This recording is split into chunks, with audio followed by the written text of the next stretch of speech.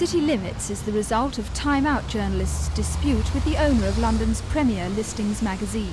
Rather than return to work for Time Out, 45 of them set up their own rival publication, City Limits. And backing for the new commercial venture has come from an unexpected source, the Labour GLC. In addition to renting the magazine premises in Islington, they're making them an unsecured loan of £100,000. That's nearly half of the total capital behind the publication.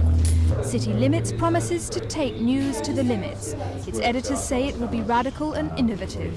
But with the shadow of the GLC's £100,000 looming in the background, can it be independent? We're not going to be influenced by the GLC's politics. And as for us having a specific political standpoint, we don't. We have lots of different political standpoints, but I've never worked in journalism on the theory of doing what anybody who puts money into an organisation I work for wants. I work on the theory I want to produce a successful magazine and an independent magazine. But your self-styled radical politics, don't those conveniently fall in with Mr. Livingstone's politics? No, I don't agree with Mr. Livingstone about a lot of things. I might agree with him about other things, but we won't be kowtowing with Ken Livingstone's politics. City Limits has plenty of competition. At least 5 weekly publications tell you what's going on in the capital, and arch-rival Time Out's circulation was approaching a very healthy 90,000 before the dispute. City Limits needs to sell 45,000 copies at 40 pence a time to break even. I'm doubtful in the long run whether there's a market for 3 listings magazines in this particular area of the market. I think in the long term that one of them will probably fold. I intend that one of the 3 which does fold won't be City Limits.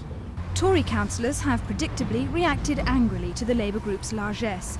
Sir Horace Cutler, frequently the butt of irreverent articles written by City Limits journalists for the old Time Out, wasn't, however, surprised. With all the nutty propositions that are going around this building at the present moment, it doesn't surprise me a bit. What does surprise me is that with the public money, and it is public money and ratepayers' money, we're in a trustee position, that they are prepared to speculate this on a venture which has no assets upon which to base the security, purely on the basis of encouraging a new magazine. But thanks to the GLC loan, City Limits presses should start rolling in 2 weeks' time.